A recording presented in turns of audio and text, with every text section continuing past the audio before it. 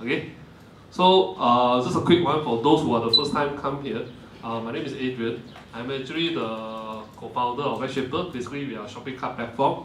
And also, we recently launched this platform called ZP. And I also co-founder of ecInsider. So where we actually publish this book and actually we do consultation work for my cyber sale, etc. And our website, right, we mainly talk about the insights for Malaysia e-commerce industry, with some coverage on the South Asia. And how I get into this industry, very simple, because unlike most guys, right, I like shopping. Okay, so but I don't go there and buy things. When I go to retail shop, I go to Tesco, I actually observe, right, what do they do there, how they sell things, how they do pricing, what they actually stack up on the shelf, what do they put near their cashier counter, how many cashier counters are there, and how do they do customer service, etc. etc. So I personally have a passion for retail. And of course I like internet, so when you combine these two, right, you get e-commerce. That's right, really where my interest actually lies. And okay, this is the t-shirt I collect from all the major marketplaces. Some of you might already sell that. I'm the only one in the whole world, right, that have these 4 pieces of t-shirts signed by the CEO. So when my business bankrupt that time, this can actually raise some fund for me to help pay me off my debt. Yeah, I have a reason to actually get all this. And for Webshaper, just a brief one. For those who you want to start an online store, do check us out. The unique thing that we do, we actually connect you to just now the marketplaces, top 4 marketplaces you can find, basically in Malaysia. These are the 4, and of course we have eBay. If you are looking at actually selling overseas, right, we empower you to connect to eBay also. Okay, this is some of the marketplaces we actually partner with. I'll just skip through.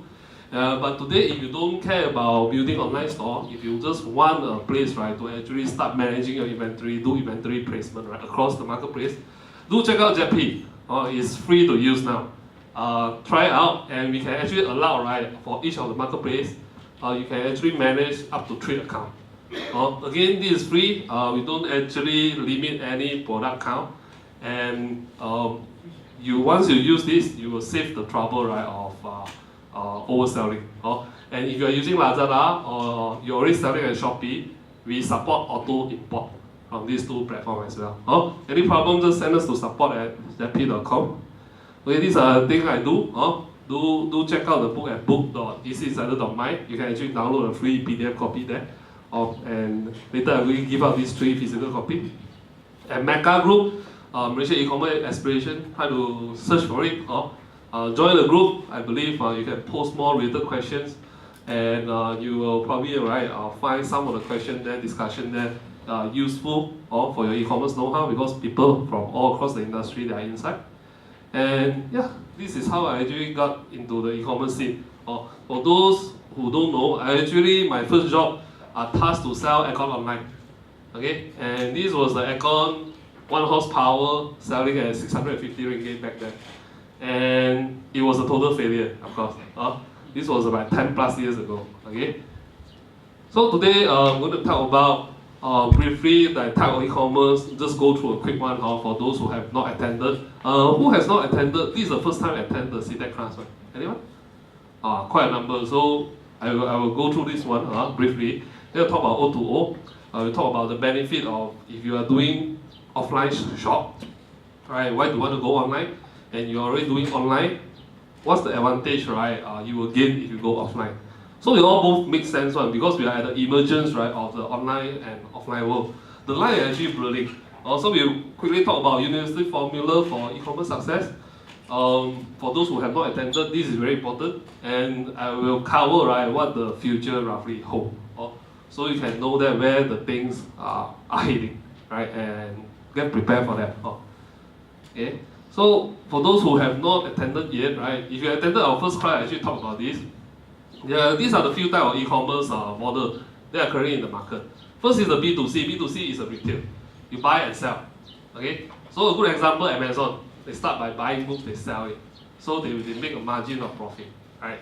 And they are actually like retailers. Just that they sell it online only, so they are e-tailers. And Lazada in Malaysia started like that.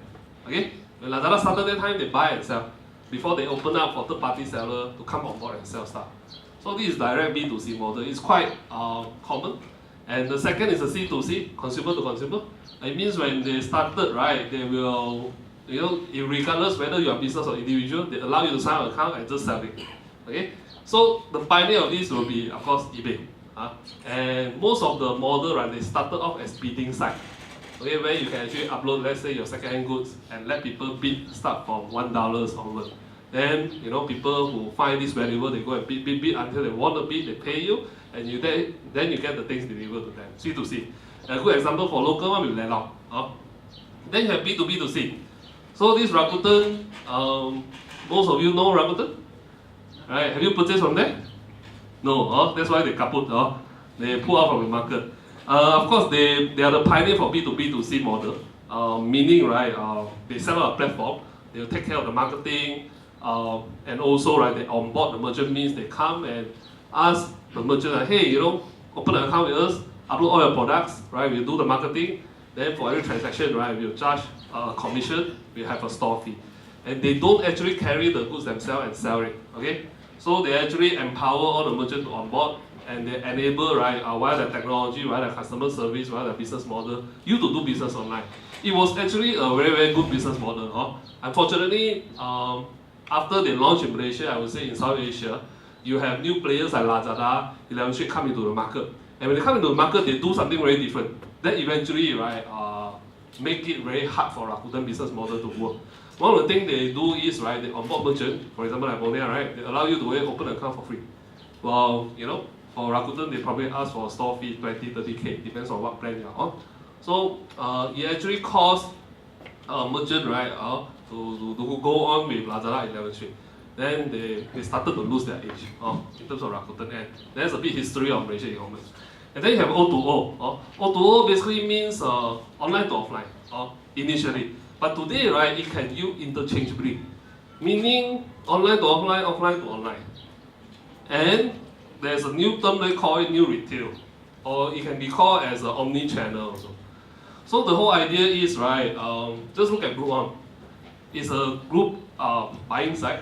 When you initially started, you want to buy you want to unlock the deal, you have to have X number of purchase, and then the deal unlocked, and whatever you buy, they start selling. They start with services like what?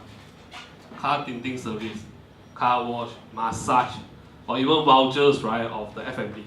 And when you buy all these things online, right, you pick the payment online. But to exchange for the product or services, right, you have to actually go to an offline shop, right, to get the services rendered to you. So that's the whole idea. You buy online, then you have to exchange for the product and services offline. So that's how this model got started, O2O one. Of course, it has evolved since. Nowadays, you don't even see Ron here already. They are already sold to Faith. And even Faith, they are transforming themselves into become wallet plus loyalty plus reward play now. Okay, so things are changing fast. Then you have the mobile first e-commerce model means, right, a good example is Shopee. May I know, like most of you have shopped in Shopee before? Anyone? No, never tried. How about Lazada? You Lazada one? Oh, a lot more. I think Shopee is very, very popular among the young people. And why Shopee is so popular? Because they are very, very heavy on mobile. In fact, when they start, right, their website is not even ready. You cannot purchase and browse from their website. Right? It's only a mobile. And one unique thing about application like Shopee, the business model, users need an app. You can post items to sell them, and also you can buy. So that makes their user grow very fast because at the same time you are both seller and buyers. That's something very unique to a model like Shopee. And because it stays inside your phone, it's so easy for you to actually carry out this transaction. And this is a very powerful way, right, for them to actually to grow their user base. Then we have this new retail. I would say, right, it's evolved, right, over the so-called simplified O2O. Now it's called an omni-channel. So the whole idea for this is very simple. Just imagine you are selling something, right? No matter you are a merchant, you are a brand, you are a manufacturer. What will actually happen in the future? This is what will happen, I believe. First, you will have your own online store, okay? Your own .com domain one. So your online store will be powered by a web store platform or a shopping cart. Second, you will sell at one or multiple marketplace. Because right, in every single market, country specific wise, right, you will have a very strong or 2 or 3 huge marketplace players, right, in a particular country. Right. You look at America, look at Taiwan, you look at China, of course you look at Malaysia now, right, the top 4 that I mentioned in terms of traffic count. Those are players that will be around. You will work with or sell at one of the channels. And third thing, you will probably have one or multiple physical shops. Okay, so like for example at Monia, obviously you have a lot of chain store. Those are all directly owned one, right? None of it like franchise, right? Yeah, you have more. And the fourth one, you'll probably have your own app. And app will make sense, right? Especially if your category of product that you're selling are consumable, that people keep buying one. Okay? So it will not make sense if people buy once and probably right, they'll wait for 5-10 years only buy again. For example, refrigerator, for example, TV. Okay? But again, you gotta think hard whether is it suitable for you to build app. Because consumer won't go and download your app, right, unless they know your brand first. That is a very critical point, especially shopping app. Or they are not going to download your app unless they already know who you are. For example, like Monia, you can launch an app for people to buy online. Obviously, people heard about Monia, then they'll download it. And example for app to be successful, right? A quick tips, you probably need 100,000 right, end users. And before you can actually launch a successful app, have enough download, get your consumers right, to actually keep using it. So look at this, offline physical shop. Plus the ability to logistic. What does it mean by that? If people buy online, right, obviously you have to fulfill the order and send it to them, right? But can they go to your offline shop, they try on the shirt, if they like it, but you don't carry the stock there, we'll be able to ship the products right, directly from the shop itself, that serves as a fulfillment center one to the customer on the same day, on the next day. So a combination of these, right, which there's no one fixed model yet, but you have to think, right, how consumer going to interact with your store and what kind of services can be extended from there. And I want to give you an example, this one. Let's jump to this one first. Okay, this is Hema. Anyone visited this shop before in China? Anyone? Okay, so obviously we all know this guy. He's very famous now, right? He's the best buddy of our Prime Minister. And Alibaba actually invested in Hema. So what unique about this store, right? Actually Alibaba is even experimenting with the Hema shop. They want it to do trial and error on the model of new retail. Okay? So okay, first this shop, right? To buy, to make payment, you have to download the Hema app. Okay, via the mobile app only. So if not, you cannot buy things from there. Right? Secondly, this shop carry about 5,000 SKU.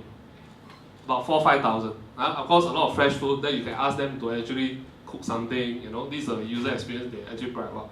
But their goal is, right, when you walk in the shop, out of the 5,000 SKU, right, actually it's only about, on their app, they carry about 30,000 SKU. So their goal is to turn offline shopper, right, they should buy online from them. And how do they enable that? Remember just now, online, offline, plus the, what we call logistic. So this is where they see logistic fit into their business model. Again, they sell fresh food, right?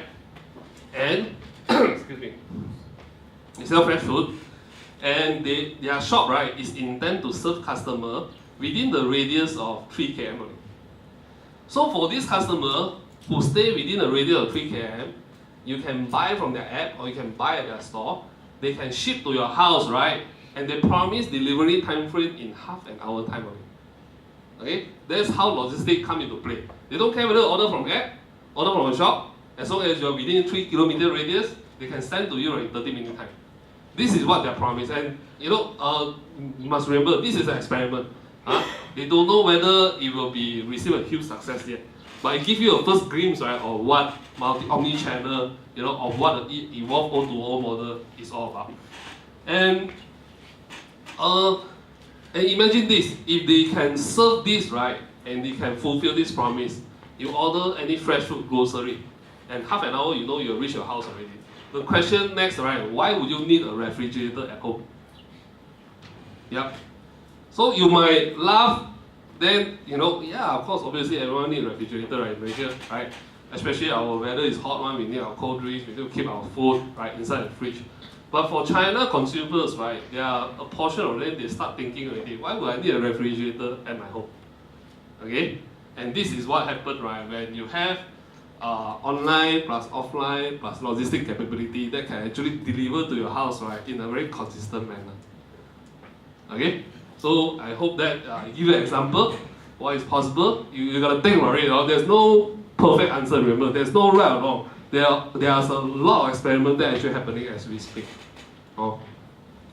Then you look at this, I think important changes, right? Walmart, as you know, they are the world's largest, basically, right, retailer. Okay? And they are in a fierce fight with Amazon now in the US. And in coming February, or in fact, very soon, they will change their store name, right? In fact, the listed name from Walmart Stores Incorporated to Walmart Incorporated only. They remove what? Store. Okay? Why? No, store is not the only place their customer go to anymore. Doesn't mean their customer go online. Stores is one of the places their customer engage them with only. So that's the reason. And you see, what's the Walmart CEO saying? We can learn a bit about that. He felt them changes was needed to be consistent with the idea that you, means we, consumer, can shop. I think we lack the word with, shop with us however you like as a customer. So they don't care whether you want to go to a shop and shop, you want to shop from their app, you want to go to a website and buy. It doesn't matter for them. And you will pick any of these channels, right, at your own convenience. Right? Sometimes you want to see people, you want to check out the stuff, you want to touch it, you go to the shop. Right? But sometimes you say, I already know what I'm getting.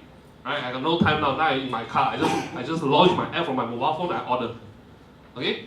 Or sometimes you're in the office, right? Very boring, especially Malaysian. We like to shop at 3 p.m.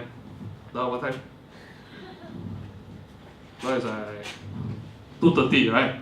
Another 30 minutes to go before the peak of Malaysian shopping hour. 3 p.m. Really? This is statistically proven.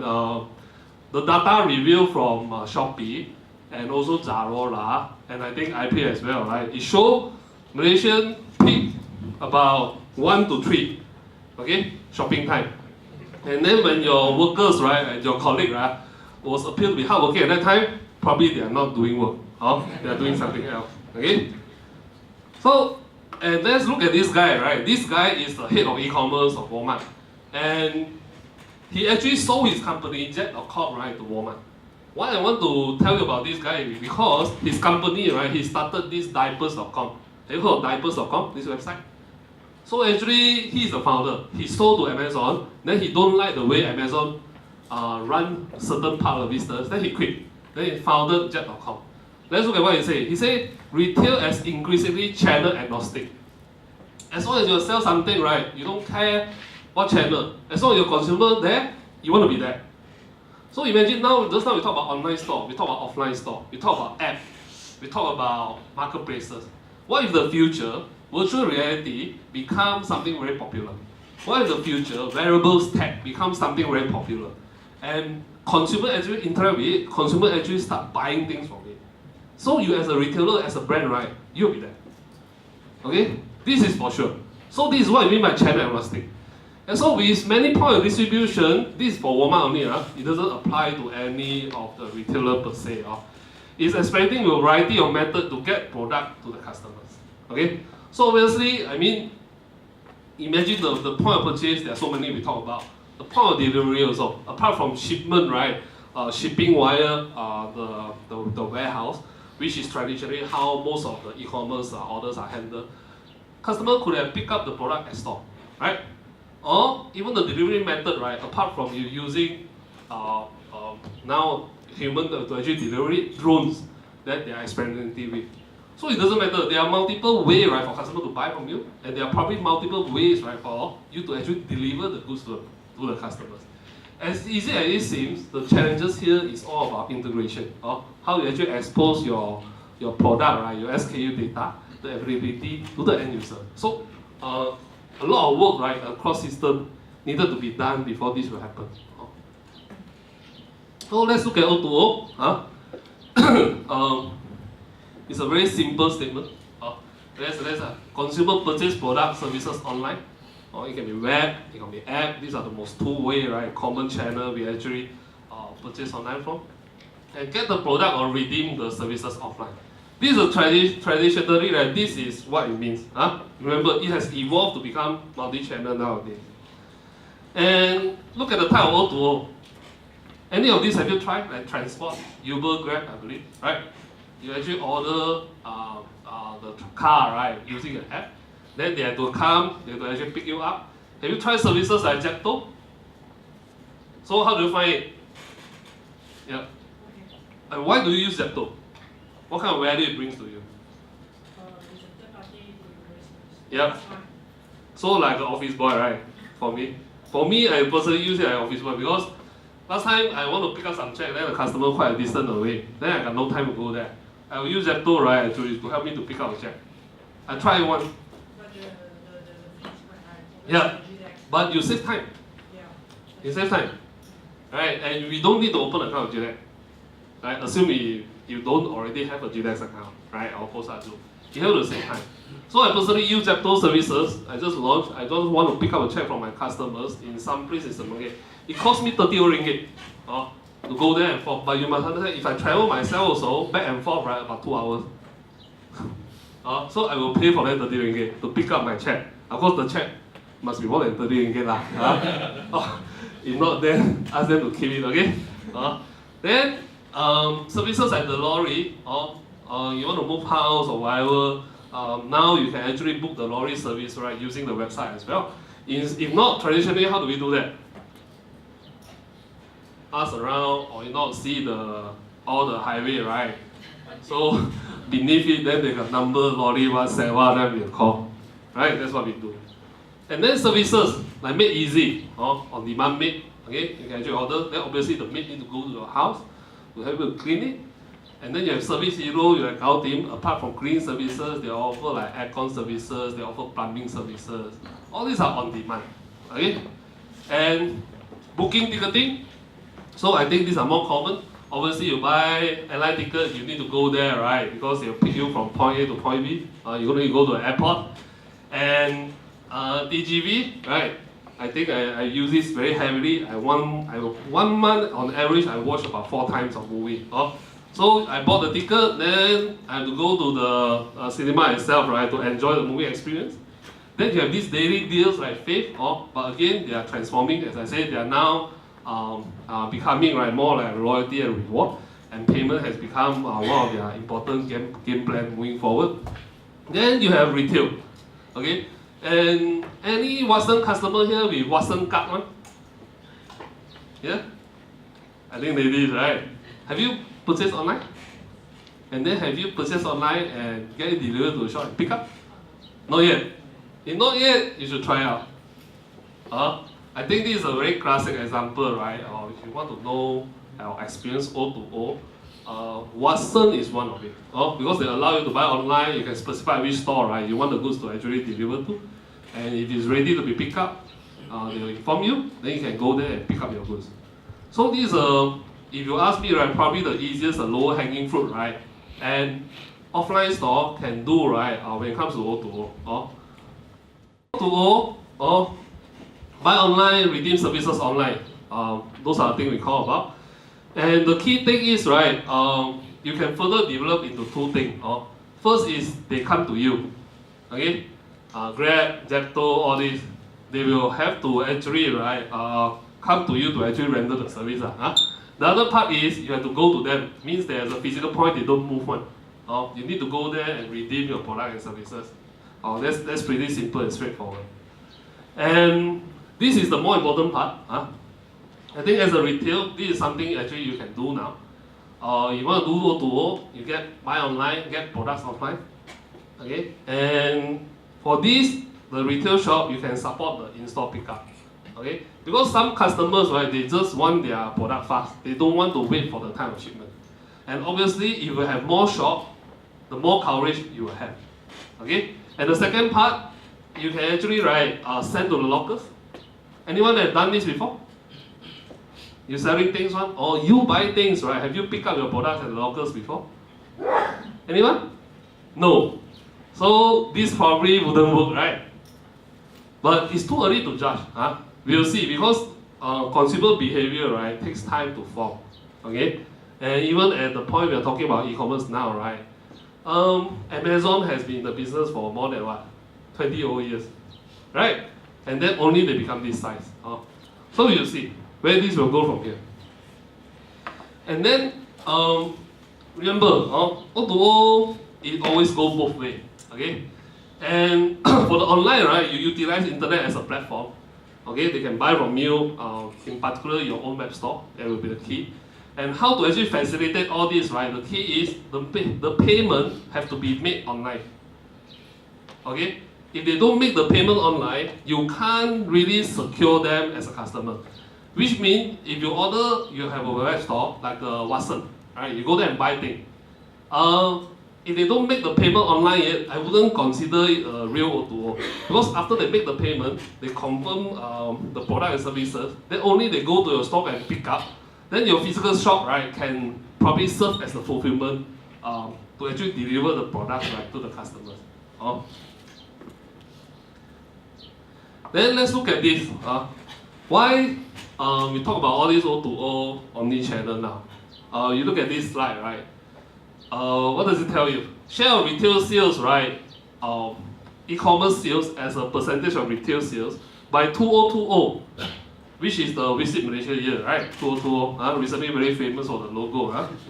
And estimated, right, 14.6% only. Have you ever imagined that? I mean, in the country like US, in 2020, right, their e-commerce sales, right, is merely 15% estimated of a total retail sales. So it means, right, 85%, right, purchases still done offline, right? So that's how big offline is, okay? Even you look at China. Again, these are estimations. At the point we speak, right, I don't think China e-commerce sales as a percentage of total retail sales exceed 20% yet. But they claim about 2019, they estimated to be about 33.6%. I'm not too sure if it will grow that fast. Apparently, even in China, right, the growth, right, of the e-commerce has been slowing down. There are reasons why Alibaba, right, invested in company like Hema. Okay, and not just Hema, they're actually buying and investing a lot in the offline stores, the supermarket, the departmental stores. They're buying it up. So don't be surprised if there are some giant come here and starting buying the malls here up also. Okay, it could happen, right? And then let's look at some of the top 10 countries with the e-commerce sales as a percentage of their total retail sales. You look at UK, estimated by 2018, 18%. And you look through the whole thing, right? None of it exceed what? 20%, what? None of it. Okay? And how fast it will reach even like 50%? I don't know. Maybe by 2050, right? But the whole point is offline still a big chunk. Okay? So I wouldn't be surprised if you are online business, you started out online only, you go very fast, you have been very successful. One of the steps, right, you can take into expanding your businesses, right, is to open up offline shop. Okay, but your offline shop will probably be very, very different factor and form from the offline store you are looking at now. You probably require only a smaller footprint. There are already people, right, in the whole world. They started to experiment. You can come to their shop, try out, let's say fashion, their goods, their stuff, and you like it, you order now. They can even offer the same day delivery to you via services like Zepto Express. That's an idea, okay? And people are trying to use this kind of form, and they save on the rental also, because they don't need a big space to keep the stock, okay? So a lot of experiment is possible, and I would say a lot of opportunity will emerge from there. Then how about Malaysia? How about Malaysia? Can anyone tell me, right, what's the percentage of our e-commerce sales as a total retail sales now? Anyone? 10%. Huh? 10%. Who said 10%? 10%. Okay, not that high. Anyone? 5%. Huh? Not that high. 25 now. Huh? 5%. 5%. Okay, I give you a hope. Huh? Yeah, 5%. It's about that. Huh? Okay. Huh? 5%. Huh? Yeah. So again, of course, these are estimated count. Huh? So it tells you what, even in Malaysia, 95% of the sales, right? I mean, in terms of buy and sell, actually happen offline. Happen offline. Okay? So for those, right, who have a brick and mortar shop, okay, I think online expansion is very, very critical. You like it or not, nowadays, people researching products online first, before they even go to the shop. Okay, you must remember this thing. And secondly, if you care about young consumers, they are the one, right, already have this habit, right, not just researching, probably buying products online already. Okay? So, and they do all this probably from their app, and they probably never leave their mobile phone. You have to think hard about this, or you don't have an online presence yet, you will start losing out to this market share. So, as a shop, right, you actually have a lot of advantage, when you actually want to actually set up an online presence. And of course, now I'm telling you why you want to do this, right? Easy expansion. If you today you have a shop, and you probably serve, right, customers in a 5-10 kilometer radius. But if you're online store, right, you can serve customer, right, countrywide. Okay, you will expand your footprint.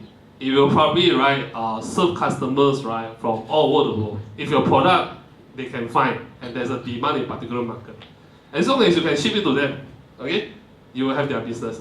In fact, I have a customer in Kota Damansara, right? They sell some kitchenwares. Average, they get 20-30 orders from US per month. Yeah, they don't do any marketing, right? They do get some sales there, okay? And obviously, there's no geographic boundaries. That's why I say you can sell to anyone in the world. One of my customers, Odonata Books, they're a book publisher. They launched a website. I think in 4-5 years' time, 40% of their customers are coming from Singapore and Japan. Okay, so this is some market, right? You wouldn't be able to get if you are not online as a physical shop. Okay, and nationwide reach, worldwide reach. Same story. Just what I share about. It's very, very possible because I've seen, right, how local merchants, right, done it. Okay, so secondly, it complements you. As a shop, right, I think your largest asset, right, is the trust. Today, honestly speaking, if you have a shop and you actually listed on your website, people can easily find your contact. They can actually Google you, and they can find some ratings and review, probably leave on Google reviews about your shop. You have a high trust, okay? And compared to just a pure play online store. And seriously, much easier for you to convert customers because customers know if they buy from you, they have a problem, right? They know where to look for you. Asian customer in general think like that. Have a shop. And for you to do O2O also simpler. Imagine what if you have a shop, let's say I sell some spare parts for some remote control toys. Right? I've seen how my customer done it. And what they do is, right, they tell the customer, look, you only normally you play these kind of toys during the weekend when you are free. Then spare parts, whenever they roll out, right, they want to go during the weekday, it's very hard to find parking, very jam. So they tell the customer, all my products are there. You just pay me via my website. My latest product are also listed there. I ship it to you. And in Klang Valley, right, most of the product can reach within the next day. So very convenient. And if they really have problem, again, they know where to look for you. So it actually complements you. Then lower cost. Okay, it's definitely much lower cost, right, than opening up a physical shop. Okay, today opening a physical shop, I believe that in Malaysia you need to pay like 3 + 1 month rental, right? I mean this is in general. Now of course the more competition because I think supply is more than demand. There are actually malls, right, cutting fees, newer malls, lesser known malls cutting fees. They are even giving you, right, free rental if there's not enough tenant in there. Things change a bit. But still, it normally costs 5 or 10, the most 20%, right, of total fee required to opening a physical shop, right? Because physical shop, anyone know how much actually you need to spend to open a physical shop nowadays? Yeah, true. The rental cost is the one. What else you need to spend? Hmm? Never mind. It doesn't matter. Obviously, the only equation change is the rental, right? Ground floor or first floor. But how about renovation? Right? Again, first tier mall, for every few years, they require to renovate again. This is a big cost also. But it can command all this, right? Not by accident. I think mall can command all this because they give you more sales. You actually can make money. Otherwise, who can cover it? But to start out online, much lower cost. Normally, you will require a system, right? A shopping cart system. You require a payment gateway, a domain, and obviously some stock, right, to actually get you off the ground. And today, you want to connect and sell in marketplaces, it doesn't cost you anything at all, apart from your time. You need to go there and learn, right, about their order process flow, so you can properly process all the orders according to their requirement from there. Much lower cost. Okay, so it's a good avenue for you to clear stock. Remember, sometimes, right, if you are a retail shop, some of your older products, right, you cannot sell it off at your shop. It doesn't have demand at that particular location, right? It doesn't mean it doesn't have demand elsewhere. Okay, so it has worked superbly well, right, for numbers of retailers, right, for clearing stock. Something just doesn't move, but somehow it sells well at other places, or other people actually want to look for this kind of product. Okay, then your most complete product catalog. So obviously, like just now when I talk about Herma, right? Even look at 99 Speedmart, they don't actually keep a lot of SKU, but because they are small form factor, right? But when it comes to online, right, the concept that you can adopt is, right, okay, now I don't have more spaces already, right? I just only have this one shop here. So if I want to carry more SKU, right, what is better way they open an online store? Okay, so you just view your second floor onwards, right? All these are all your product offering that can complement to your physical shop one. Just like Herma, 5,000 SKU on their real shop, they have a 30,000 SKU, right, on their app. Okay, so it's about 25,000 SKU more. You can actually adopt the same kind of concept. And it will allow you to actually take pre-order or back order as well. So it means that the customer pay you first, then only you go and bulk order for the product. This has always been popular with the online one. So you want to do offline, they actually need to meet you physically, right, to actually carry this out. This part is no-brainer. You can actually link the product manually, right? If you buy this iPhone X, these are the case you might be interested with. Or if your system is sophisticated enough, and with enough data inside, and if the feature actually support algorithm calculation, you can do something like Amazon. But just for info, if you want it to be accurate, right, you probably need hundreds of thousands of transactions, right, before your data or recommendation become accurate if it's just based on algorithm alone. And get your product discovered online. One of the things is, right, sometimes before a product, right, can be purchased online, obviously it has to be made available online, right? But you look at your retail shop nowadays, where are all the product data sitting? Where? All inside their POS system, right? So if you sell online, right, you will start exposing this product information out. Start with your own website, start with marketplace. More people can able to find it. More people are able to purchase from you. Instead of just sitting right inside the system on your shop itself. In fact, in US, right, in the early 2000, I think they have a startup called Milo.com, Milo.com. Yeah, this web domain doesn't owned by Nestle one. So their job, right, they actually do something very interesting. They want to do local discovery for products, right? Means as a user, we can go to Milo.com, you search for, let's say, iPhone X. Then you straight away know nearest shop around you, which one actually have physical stock of the iPhone X. Then you can go there and buy. That's the idea of Milo.com back then. And how do they achieve that? They develop a software component to install on your computer, and they talk to your POS system. So whatever you input, right, today let's say you have 10 units of iPhone X, right, coming to a store. So you input to a POS, right? You input, I have 10 units stock count. They will pull this information, put in their search engine. So when people search iPhone X, they will know that, oh, this shop, let's say machine, ICT, they actually have this 10 units of iPhone X available. And this is the shop nearer to you, as per your search location. They did something like that. Then later they acquired by eBay. Okay? Then you can do in-store pickup. Obviously, this is your advantage. If they want the product fast, or they can, you can make your online store right as a way for your customer to easily pay you.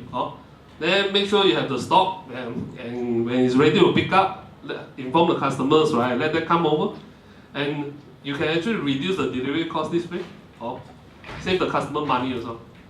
And apart from that, when you drive people to the store, you have a chance when you interact with them, you probably can upsell them more products.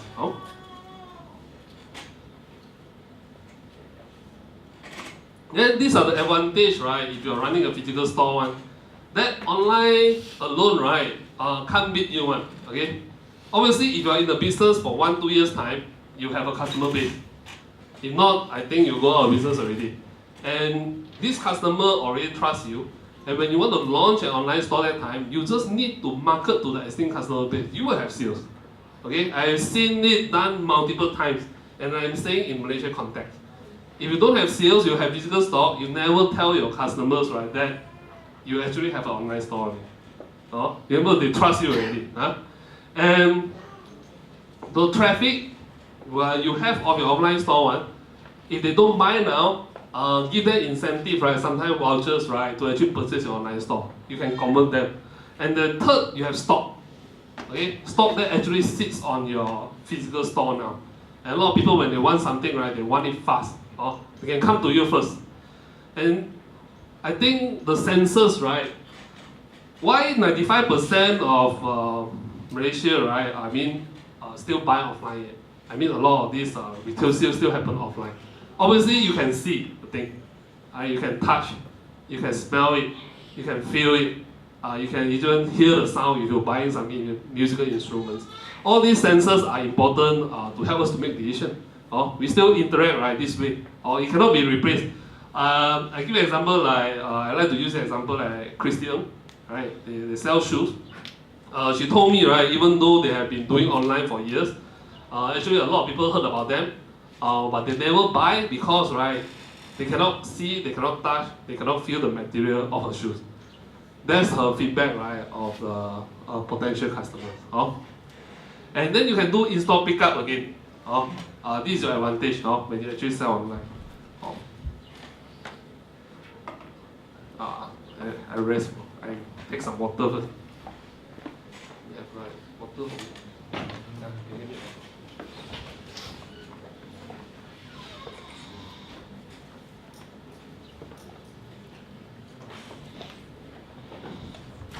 These are the example again. I use the US, but something probably we all can relate to. Okay, so this Warby Parker, right? What do? They sell online. They're very famous or selling all these glasses. And when you buy online, right, they can ship 5 pairs of frame to you. Okay, and you can try at home, right, for free.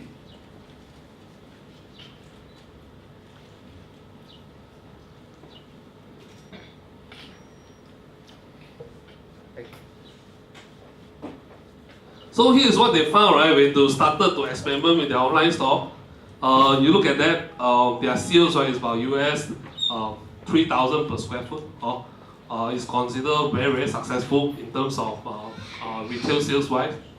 And they also found, right, 85% of store shoppers, they will visit the website later to buy from you and without a problem. Okay? So this example, Warby Parker one, right, you might not relate to. Again, this happened to the same Christian.com I told you about.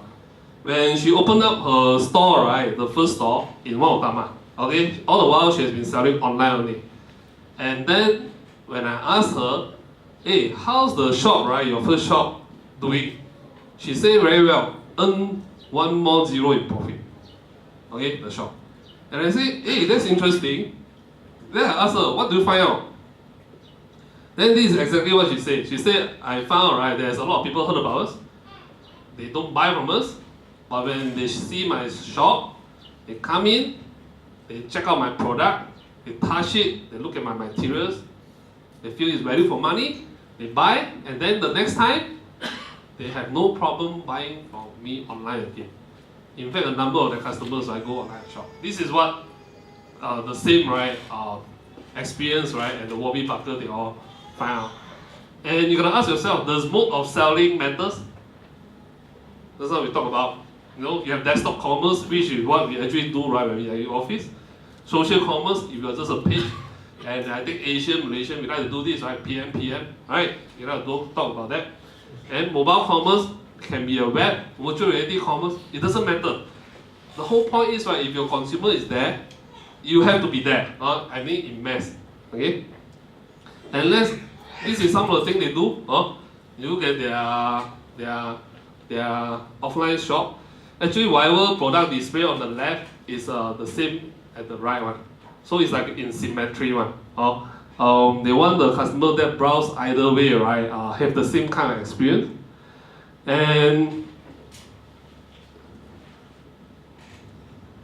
how do they make their offline store, right? A little bit different from just shopping online only. So one of the things they do, right? Imagine they open the shop in Charlotte, and this product, right? You can only buy in the Charlotte shop only. Okay, you cannot even find it online one.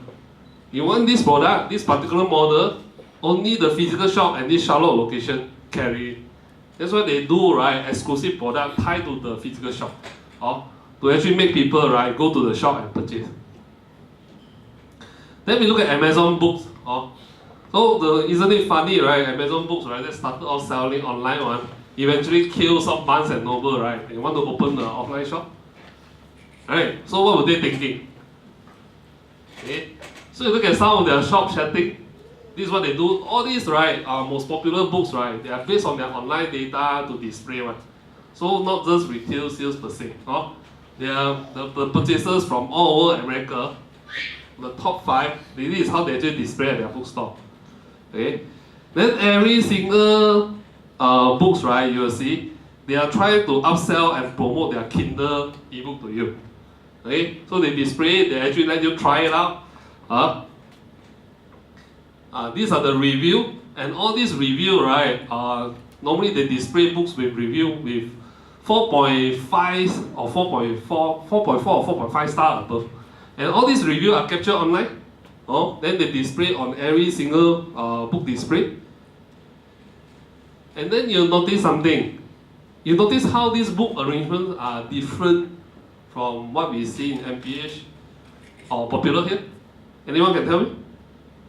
They list according to the reviews, that's one. They list according to the review? Review. Then according to like reading or writing. According to topic, we do it here also. Probably we don't have this, right? But there's one very obvious different one. See, anyone notice? Cover display. Yes, you're right. You see, they display the product, right? All with the cover displaying out only one. They don't show the, the side of the book. No. This is what they do. And then, this is the cross-sell I told you about, right? If you go Amazon, if you experience purchase from Amazon, normally any product, they are based on statistically data one. If you buy this, you will most likely like this also. They replicate the kind of online experience, right, to the bookstore as well. So for every book you like, you will love 1, 2, 3. They'll put like that. Okay, and obviously you can use an app. Let me show you this one. 3. You like this, you love 3. This is replicate the online one.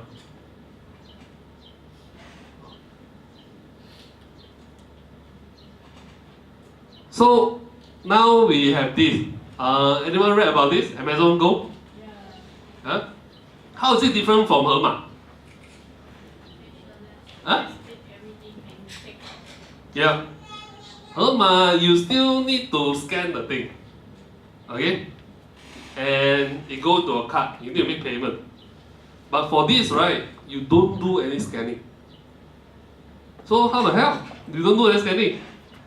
Obviously, you go to a shop, you are equipped, you have to download the app, Amazon Go one, okay? And this is the interesting part, okay? As you take the product, right, as you take the product, the app, right, will automatically insert this product into your virtual card. You don't need to even scan. So how do they do that? They never reveal their technology behind. Huh? They never reveal. Okay? But this is one of the key things, right, enable them to do that. On the rooftop, right, there are hundreds of all these cameras, box shaped one. Okay? They equipped with NFC scanner, they equipped with beacon, they equipped with all these cameras, and all these are tied to their AI network. They try to guess, right, what kind of products are you actually are taking up and put into your shopping bag. Okay, so this is much advanced than whatever Hema is doing, and then they call it just walk up technology. But if you go search in YouTube, right, there are some people show you how to steal from this Amazon Go shop. Yeah, they already did that successfully already. So when they are in Malaysia, right, let's try it out. Whether this will work or not. So obviously they pitch on, right, there's no line, okay, no checkout, no register. Okay, this is very interesting, but they're trying to brave the word here. No register actually means no more cashier. So in the I think in the near future, if this become very popular, even our kids, right, you cannot work as a holiday as cashier anymore. No such job will be available. Okay, and this actually stir quite a bit of concern in the States, United States itself, because I think currently even in the US, right, there are about 3-4 million cashier jobs are at risk, right, if this Amazon Go thing is successfully deployed in mass. But you gotta think hard. I mean, this kind of thing, the technology, right, the adoption, will it get mass adoption? I think it probably will. It will take time. And I think the hardest thing for this to actually get adopted is actually political reason. Not because of financial reason or what. Because if you are a merchant, right, you don't need cashier, then you save headache. Right? You can see, if you talk to all these supermarket or whatever, you'll notice something also. Something has changed. Do you realize, like, if you go KLCC, what's the Japan stock name already? ecInsider. ecInsider, the food section, right? You notice their cashier, they are not local? Philippines, Myanmar. And they actually train up. And this was like 3-5 years ago when I talked to them that time, it already happened. Because they say, right, they cannot find Malaysians that want to work as a cashier. Yeah. So if this technology should happen, right, trust me, businesses, they will adopt it. Okay. Amazon Go. This is like, you need to scan, you need to go into a shop. And this is once you check out, right, you just walk up after you take the product. Then it will automatically charge to your credit card. Okay? So again, this is so new, right? They only have one shop only for now. And Hema have about 20-30 shops, right, across China already. Okay? So what are the challenges? So while omni-channel, O2O, all this sounds good, okay? You want to do it. To enable all this to happen, right, you need to solve a few issues, okay? I'm talking about system point of view, just to share with you so that you know what to expect. First, how do you actually, right, handle and manage stock availability in almost real time? Okay? Means when you have a product, right, you have this product, the product location, where the system is key in, how do you expose the inventory count, right, for a particular product to your own online store, to the marketplaces, to your POS system, if you have a retail shop, and to your app. So obviously, integration are needed. Either you pick a solution from a single company that can able to handle all this, or if not, you use different kind of system, the integration has to happen. So they have to have a central repository, right, for your inventory count. And not just that, you probably need, right, a different repricing mechanism. Because you sell your own online store, you don't have commission, probably you sell cheaper, right?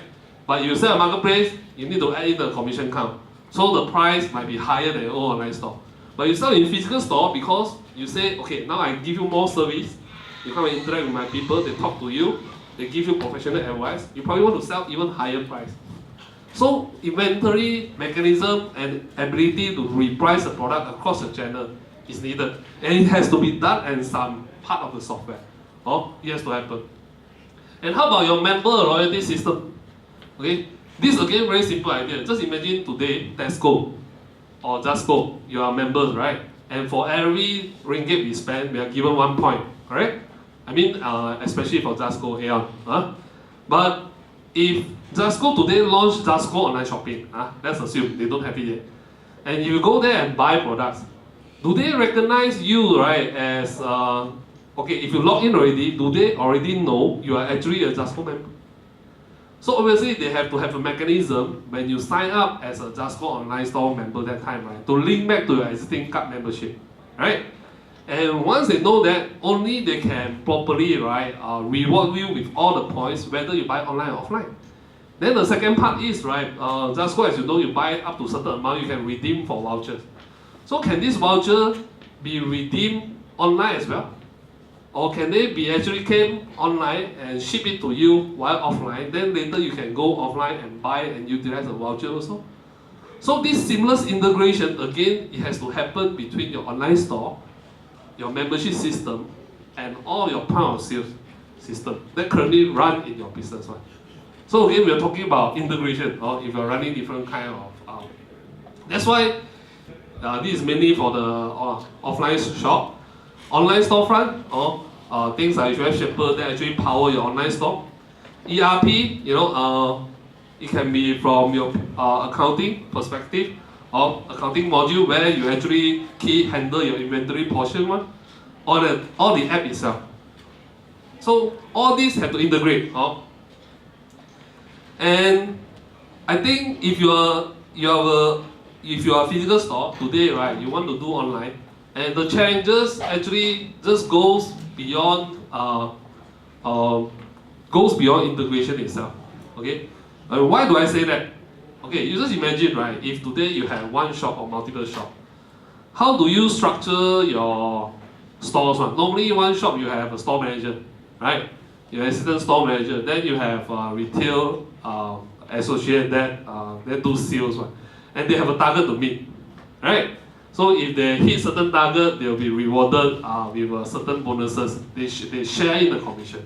But when you want to do online that time, right, how would they feel? Your retail shop. Most of the time, your store manager will feel, right, whatever your HQ is trying to do is taking sales away from them.